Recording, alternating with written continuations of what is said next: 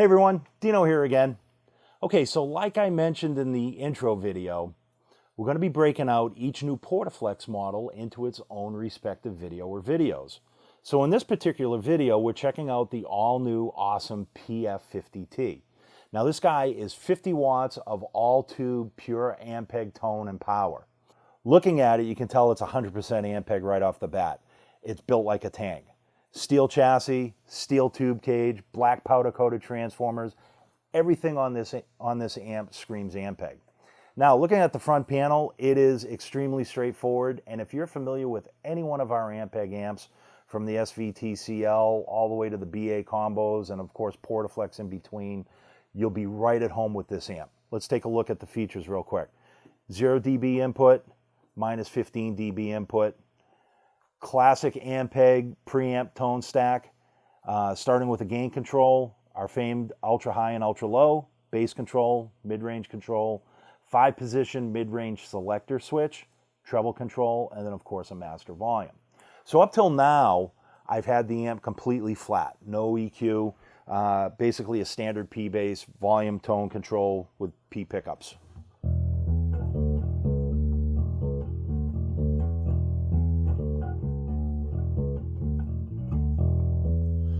Now I can dial in a nice slap sound or a clean sound, bring in some bass, engage the ultra low and ultra high, scoop some mids at about 800 hertz, and I'll leave the treble where it is. So now I can get a nice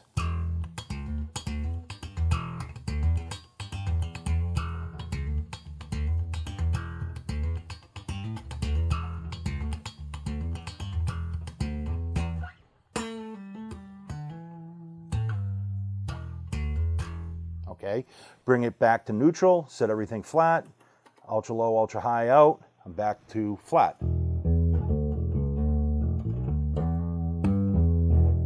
I can also dial in like a nice thumpy Motown sound, bring the bass up, get rid of the treble, maybe a little bit of mids, leave the ultra high and ultra low out.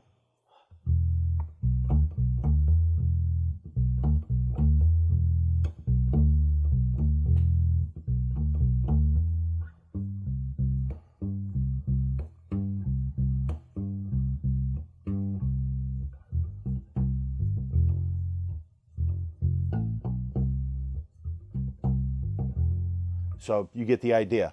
Bring it back, everything's set flat again. Again, this thing is 100% tone machine. Like I said, all tube power section, all tube preamp. Now, you'll notice I have it playing through a PF-115HE, and we'll explain how this attaches to the PF-115HE in a few seconds here as well. Another cool feature about the amp that I want to point out is when the amp is powered up and off standby, basically in play mode, the power light glows traditional Ampeg purple. If I put it in standby, it will switch to a red LED. When it's red, you know your bass player's faking it. When it's purple, you know your bass player's playing live. So some other features we're going to check out here in a second, so stick around.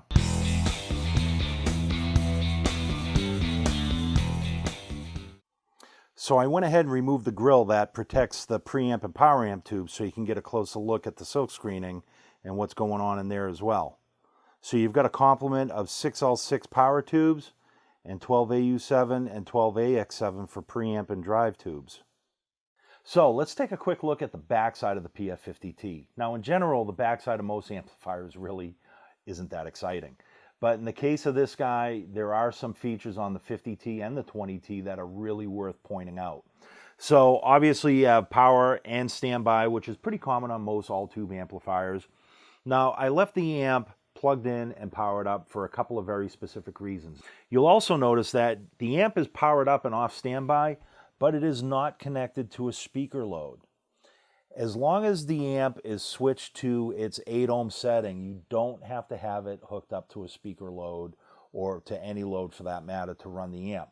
Very uncommon in most tube amps, whereas you do have to have a speaker load connected, otherwise you blow the output transformer. In the case of the PF-50T and the 20T, you do not have to have it connected to a speaker load. This comes in really useful when you're recording in a small project studio or in places where you just can't be loud or have it connected to a speaker cabinet. Now, along with that, you'll also notice, and this is something that's not featured on any amplifier to my knowledge that I know of, especially a tube amplifier. You've got two independent Xlr Line Outs on the back of the amp. You've got a preamp out, which takes a signal directly from the preamp, sends it to a recording console or front of house console, depending on your situation. You also have a transformer balance line out, which takes the signal from the output transformer and sends that to a recording console or front of house console. Basically the same signal that you would be sending to a speaker cabinet. So you have two different options of sending that warm Ampeg sound to either console, depending on your situation. Again, not found on any amplifier to the best of my knowledge, especially any all-tube amplifiers. So you can run the head without a speaker load, connected to a mixing console. Great for any kind of recording situation or project studio situation where you want that all-tube sound going direct into a recording console or direct to tape or however you want to record it. Again, like I said, something that you don't normally see on many amplifiers, if any, for that matter.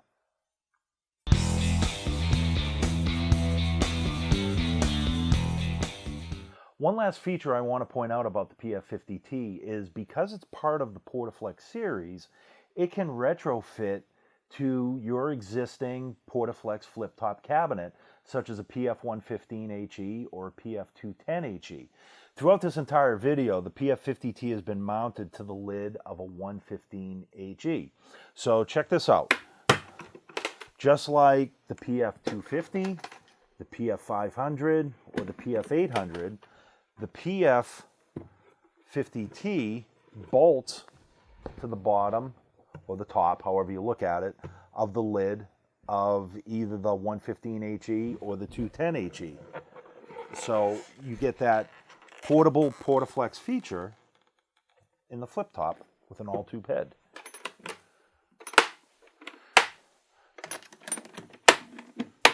And now I'm ready for transport with my PF-50T upside down in the cabinet. How cool is that?